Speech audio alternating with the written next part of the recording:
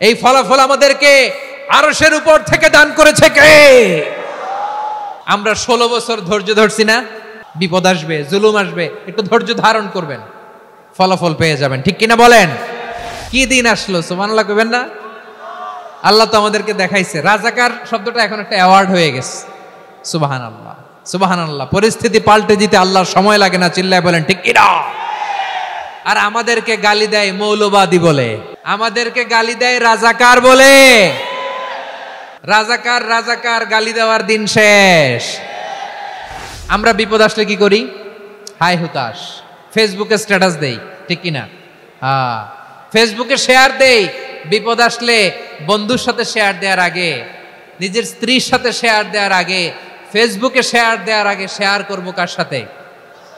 আল্লাহর সাথে। কারণ আপনার বিপদ থেকে আপনার কেউ উদ্ধার করতে পারে না, একজন সত্তা ছাড়া। চিল্লায় বলতে হবে তিনি কে? সে আল্লাহ বলেন, গোলাম বিপদের ধৈর্য ধারণ করো। আল্লাহর হাবিবকে আল্লাহ সান্ত্বনা দিচ্ছেন, ওয়াসমির আলা মা ইয়াকুলুনা ওয়াহজুরহুম হাজরান জামিলা। ও নবী, ওরা যা বলে মন খারাপ করবেন না, মন ভাঙবেন না, ধৈর্য ধারণ করুন। ওয়াহজুরহুম হাজরান জামিলা, তাদেরকে সুন্দরভাবে ইগনোর করুন। আমার নবীকে গালি দিত কবি বলে, গণক বলে, পাগল বলে, জাদুকর বলে, লেস কাটা বলে। আমার নবী নাকি লেস কাটা, নাউজুবিল্লাহ পড়বেন না? আমার নবী নাকি নির্বংশ, ওনার বংশ নাকি দুনিয়াতে টিকবে না। বলে, মুহাম্মদ তোমার কোনো ছেলে সন্তান বেঁচে নাই, তোমার বংশ নির্বংশ হবে। আল্লাহ বলে, ইন্না শানিয়াকা হুয়াল আবতার। আমার নবীকে যারা বলেছে নির্বংশ, ওরাই আসলে নির্বংশ, ওরাই পিতৃ পরিচয়হীন জারদ সন্তান। চিল্লায় বলো ঠিক কিনা? ওয়ারাফা'না লাকা যিকরাক। আল্লাহ বলেন, নবী আপনার সম্মান আমি বাড়িয়েছি, দুলোক ভোলক ছাড়িয়ে, সাতাকাশ মাড়িয়ে আমার আরশ পর্যন্ত আপনার সম্মানকে বুলন্দ করেছি। যেখানেই আমার নাম নেওয়া হয় সেখানেই আমার নবীর নাম আছে না নাই? এজন্য বিশ্বনবীরে তারা গালি দিত।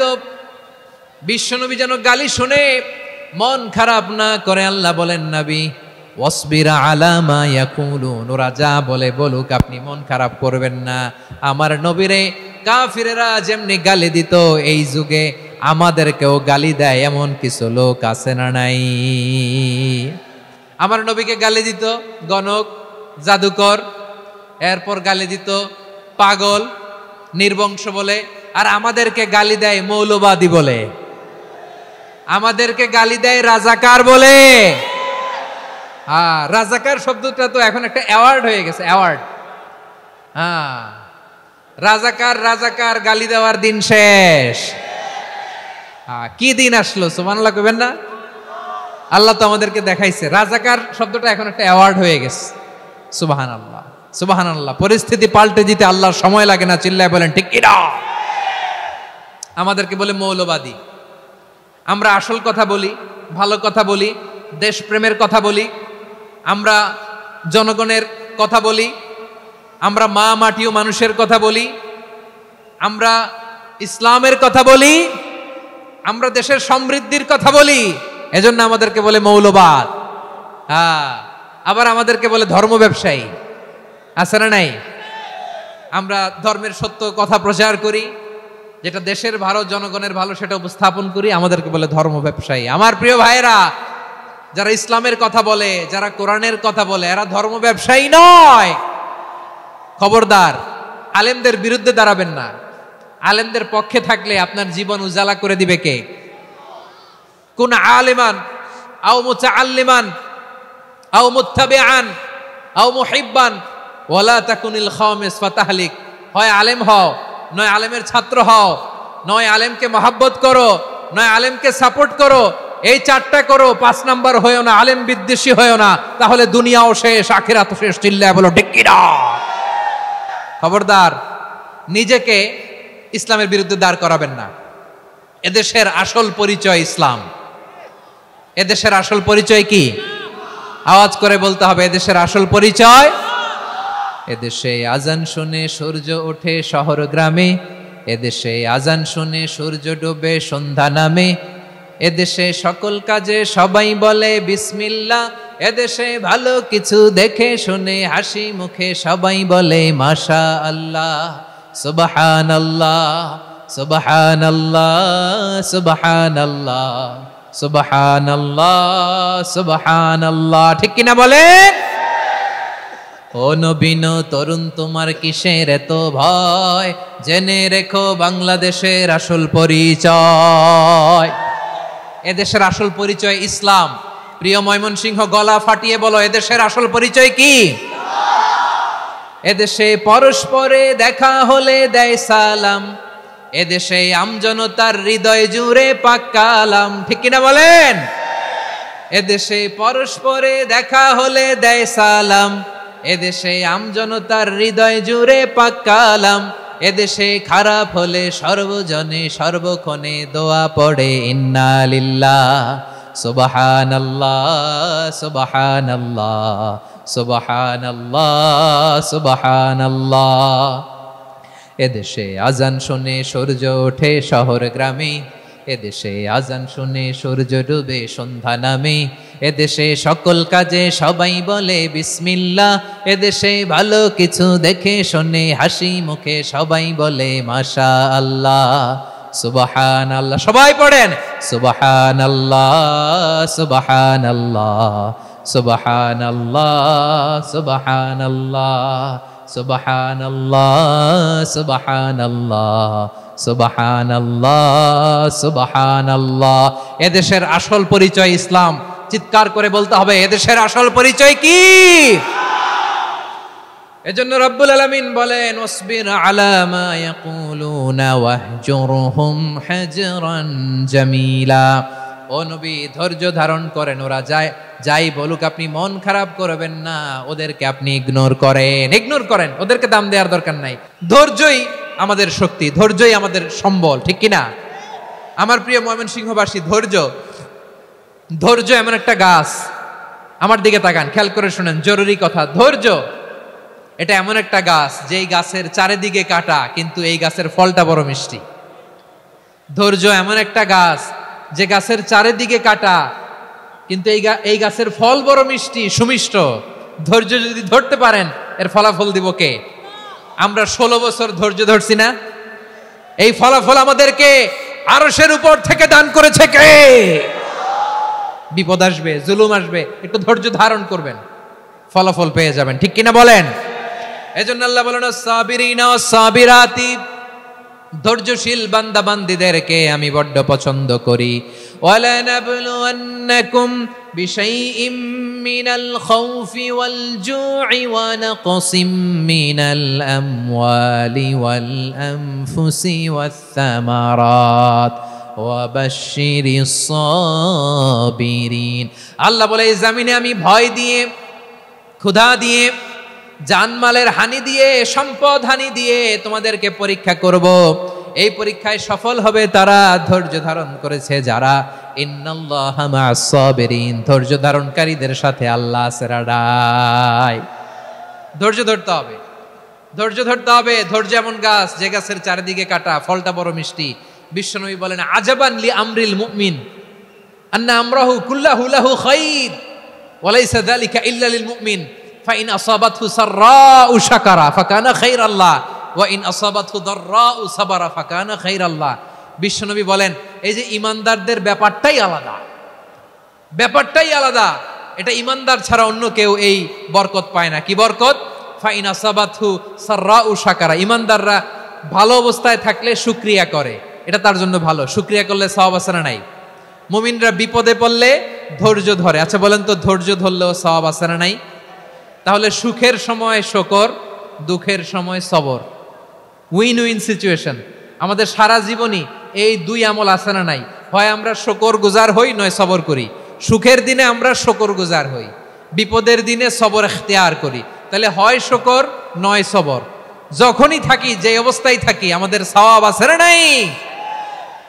আবার আল্লাহর নবী আল্লাহর কাছে দোয়া করতেন, আল্লাহুম্মা জাআলনি শাকুরা ওয়া জাআলনি সাবুরা ওয়া জাআলনি ফি আইনি সাগীরা ওয়া ফি আ'য়ুনিন নাসি কাবীরা। তিনি বলছেন, আল্লাহ আপনি আমারে শুকরগুজার বান্দা বানান, ও আল্লাহ আপনি আমারে ধৈর্যশীল বান্দা বানান, আমার চোখে আপনি আমারে ছোট বানান, জনতার চোখে আপনি আমারে বড় বানান। পড়েন আমিন। তাহলে অস-সাবিরিন ওয়াস-সাবিরাতি, ধৈর্যশীল নারী ও পুরুষ আল্লাহ পছন্দ করেন। শুনতেছেন? কয়টা গেল?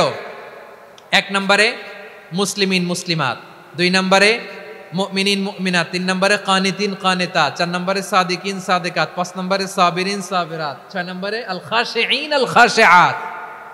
মনোযোগ আছে না গেছে? আল খাশিঈন মানে বিনীত, বিনীত, যারা আল্লাহর কোন আদেশ অমান্য করার ভয়ে যাদের হৃদয়ে প্রকম্পন শুরু হয়ে যায়, আল্লাহর আদেশ না জানি লঙ্ঘন হয়, সবসময় হৃদয় কাঁপতে থাকে, হৃদয়ে থাকে খুশু। আল্লাহ বলেন কাদ আফলাহাল মুমিনুনাল্লাযীনা হুম ফি সালাতিহিম খাশিউন। সফল হয়েছে ওই ব্যক্তিরা যারা ঈমান এনেছে আর যারা নামাজের মুসল্লায় যখন দাঁড়ায় তারা বিনীতভাবে আল্লাহর সামনে দাঁড়ায়। নামাজের জায়নামাজে যখন দাঁড়াবো আমরা ভাববো হতে পারে এটাই আমার জীবনের শেষ নামাজ। আমার কলিজার টুকরা ময়মনসিংহের ভাইয়েরা, এই চিন্তাটা নামাজে যখন দাঁড়াই, এই চিন্তাটা মাথায় রাখা যাবে? যাবে? যখন দাঁড়াবো ভাববো হতে পারে this could be my last and final সালাত, হতে পারে এটাই আমার জীবনের শেষ নামাজ। ঠিক কিনা বলেন? তাইলে অন্তরে খুশু আসবে। অনেকে বলে হুজুর নামাজে দাঁড়াই মনে থাকে না, কয় রাকাত পড়ছি ভুলে যায়, কি পড়ছি ভুলে যায়, দিন দুনিয়ার কথা খেয়াল আসে, সারা দিন যেটা মনে করতে পারি না নামাজে দাঁড়াইলে ওটা মনে পড়ে। এরকম আছে না নাই? আমাদের ঢাকায় হয় এটা, আপনাদের ময়মনসিংহে এটা হয় না? না আপনাদেরও হয়? নামাজের মধ্যে সব কথা মনে পড়ে। এজন্য মনে করতে হবে এটাই হতে পারে আমার জীবনের শেষ নামাজ। খুশু, খুশু মানে হৃদয় এবং অঙ্গ প্রত্যঙ্গের স্থিরতা। এক সাহাবী নামাজ পড়ছেন আবার দাড়ি নাড়তেছেন, নামাজ পড়তেছেন এরকম চুলকাচ্ছেন। এই দৃশ্য দেখে বিশ্বনবী বললেন ইন খাশাআত কলবুহু লা খাশাআত জাওয়ারিহুহু। তার অন্তরে যদি খুশু থাকতো ওই খুশুর প্রভাব তার হাতে পায়েও দেখা যেত। এই সাহাবীর অন্তরে খুশু নাই, ফলে তার হাত নড়ে, পা নড়ে, দাড়ি সোজা করে, টুপি সোজা করে। এরকম মুসল্লি আমাদের মসজিদগুলোর ভেতরেও আছে না নাই? নামাজ পড়ে, দাড়ি নাড়ে, জামা ঠিক করে না। নামাজে যখন দাঁড়াবো খুশু খুদুর সাথে দাঁড়াবো, কারণ আল খাশিঈনা ওয়াল খাশিআত, বিনীত, বিনীত বান্দিদেরকে আল্লাহ পছন্দ করে। আবার আল্লাহ বললেন আমার বান্দা বান্দিদের মধ্যে ওলামারা আমারে বেশি ভয় পায়, তাদের হৃদয়ে খুশু বেশি। কার কথা? ইন্নামা ইয়াখশাল্লাহা মিন ইবাদিহিল উলামা। আল্লাহর বান্দাদের মধ্য থেকে আলেমরা আল্লাহরে বেশি ভয় পায়। যারা জ্ঞানী, যার হৃদয়ে কোরআন সুন্নাহর জ্ঞান আছে, তারা আল্লাহকে বেশি ভয় পায়। এজন্য আল্লাহর ভয় আমাদের হৃদয়ে থাকার দরকার আছে না নাই? যাদের হৃদয়ে আল্লাহর ভয় আছে তাদেরকে পছন্দ করে কে? যাদের হৃদয়ে আছে আল্লাহর ভয় তারা কবু পথে ভুলে যায় না। আল্লাহর প্রেম ছাড়া এই দুনিয়ায় কারো কাছে কোনো কিছু চায় না। রাতের আধারে যারা সেজদাতে রয়, দু চোখের শ্রুতে নদী যেন বয়। ছলনার হাতছানি যতই আসুক পেছনে ফিরেও সে তাকায় না। পড়েন সবাই। যাদের হৃদয়ে আছে আল্লাহর ভয় তারা কবু পথ ভুলে যায় না। আল্লাহর প্রেম ছাড়া এই দুনিয়ায় কারো কাছে কোনো কিছু চাই না। ঠিক কি না? আল খাশিঈন আল খাশিআত, আমাদের হৃদয়টা থাকুক আল্লাহর ভয় দিয়ে সমৃদ্ধ। আমরা চাই কি চাই না? তাহলে খাশিঈন খাশিআত। 7 নম্বরে আল্লাহ বললেন আল মুতাসাদ্দিকিন ওয়াল মুতাসাদ্দিকাত, আমার প্রিয় বান্দা তারা যারা দান করে, দানশীল নারী এবং পুরুষ যারা দেয়, যারা দান করে তাদেরকে আল্লাহ পছন্দ করে। আপনারা দান করেন তো? হ্যাঁ, নাকি পকেট থেকে হাত বেরোয় না? বের হয়। মুক্ত হস্তে দিবেন আমার ভাইরা, মুক্ত হস্তে। আল্লাহ সুদকে ধ্বংস করে দেয় আর দানকে বাড়িয়ে দেয়। সুদের সাথে আমাদের কোনো সম্পর্ক না। আল্লাহ বলেন ইয়ামহাকুল্লাহুর রিবা ওয়া ইউরবিস সাদাকাত, আল্লাহ সুদকে ধ্বংস করেন, দানকে বাড়িয়ে দেন। পকেট থেকে দিয়ে দিলাম মনে হয় কমে যায়, আসলে কমে না, বাড়ায় দেয় কে? মনে হয় কমে গেছে, আসলে বাড়ায় দেয় কে? আপনি দিলে আপনারে দিবে কে? আল্লাহ দিবে। আপনার কাছে মনে হয়েছে কমে গেছে, আসলে কমে নাই। আল্লাহ বলেন দানের দৃষ্টান্ত কেমন তোমরা জানো নাকি? মাসালুল্লাযীনা ইউনফিকুনা আমওয়ালাহুম ফি সাবিলিল্লাহি কামাসালি হাব্বা আম্বাতাত সাবআ সানাবিলা ফি কুল্লি সুমবুলাতিন মিআতু হাব্বা ওয়াল্লাহু ইউদাঈফু লিমান ইয়াশাউ ওয়াল্লাহু ওয়াসিউন আলিম। আল্লাহ বলেন সম্পদের মায়া ছেড়ে তুমি যে মসজিদের দান বক্সে দান করো, তুমি যে মাহফিলের এই অনুষ্ঠানে দান করো, তুমি যে গরিবের হাতে টাকা তুলে দাও, তোমার এই দানের দৃষ্টান্তটা হলো একটা চারা বীজের মতো, যেই চারা বীজ মাটিতে রোপণ করে দিলে 60টা শীষ গজায়, প্রতি শীষে হয় শত শস্য দানা। আল্লাহ যারে চায় তেমনি বাড়িয়ে দেয়, তিনি যাকে মন চায় তাকে প্রাচুর্যতা দেয়। সুবহানাল্লাহ, ওয়াসিউন আলিম। আপনি যে দান করেন এটার দৃষ্টান্ত চারা বীজের মতো, রোপণ করে দিলে এক বীজ থেকে 60টা শীষ গজায়। আমার ভাইয়েরা, বীজ রোপণ করলে শীষ বলেন না ময়মনসিংহ, এটারে কি বলে? শীষ। 7টা শীষ, প্রতি শীষে থাকে শত শস্য দানা, 100 করে শস্য দানা, 700টা। তাহলে দিলে বাড়ায় দেয় কে? আল্লাহ বলে এই বনি আদম আনফিক উনফিক আলাই, তুমি দাও আমি তোমারে দেব। এখন আপনি না দিলে আল্লাহ আপনারে দিবে? এবার বুঝে থাকলে বলেন তো, আল্লাহর কাছ থেকে পাওয়ার প্রথম শর্ত কি? আমাকে দিতে হবে, ঠিক কিনা? বেলাল রাদিয়াল্লাহু তাআলা আনহু মদিনার সবচেয়ে গরীব সাহাবী, বিশ্বনবী বলেন আনফিক বেলাল, ও বেলাল তুমিও দাও। আপনারা কি জানেন বেলাল রাদিয়াল্লাহু তাআলা আনহুর সম্পদ কত ছিল? বেলাল রাদিয়াল্লাহু তাআলা আনহুর মূল সম্পদের পরিমাণ ছিল মাত্র একটা লুঙ্গি। একটা কি? এক লুঙ্গি যার মালিকানায় আছে, তারে বিশ্বনবী বলতেন দাও আমি বাড়ায় দিব, দাও বাড়ায় দিব। আরশের অধিপতির কোনো কমতি নাই। আল্লাহ বলেন তোমাদের গোটা পৃথিবীর সব মানুষের যার যেটা লাগে সবও যদি দিয়ে দেয়, আমি আল্লাহর ধন ভাণ্ডারের 1 ইঞ্চিও কমবে না। চিল্লায় পড়েন আল্লাহু আকবার। এজন্য আল্লাহ বললেন মুতাসাদ্দিকিনা ওয়াল মুতাসাদ্দিকাত, দানশীলদেরকে আমি ভালোবাসি। 60টা চলে গেল। 8 নম্বরে আল্লাহ বললেন ওয়াস-সাইমিনা ওয়াস-সাইমাত, রোজাদারদেরকে ভালোবাসি। আজকে রোজা রাখছেন? হ্যাঁ রাখছেন না? মাশাআল্লাহ মাশাআল্লাহ। সিয়াম পালন করবেন, সিয়ামের সওয়াব আল্লাহ নিজ হাতে দেবেন।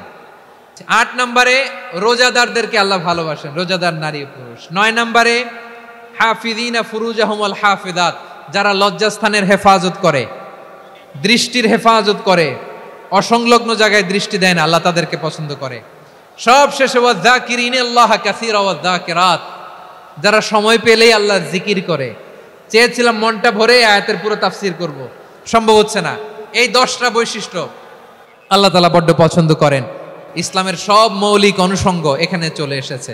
আমরা যেন আল্লাহর আইনের সামনে আত্মসমর্পণ করতে পারি, আমরা যেন পাক্কা ইমানদার হতে পারি, আমরা যেন বিনীত হতে পারি, আমরা যেন লজ্জাস্থানের হেফাজত করতে পারি, রোজা রাখতে পারি, দান করতে পারি।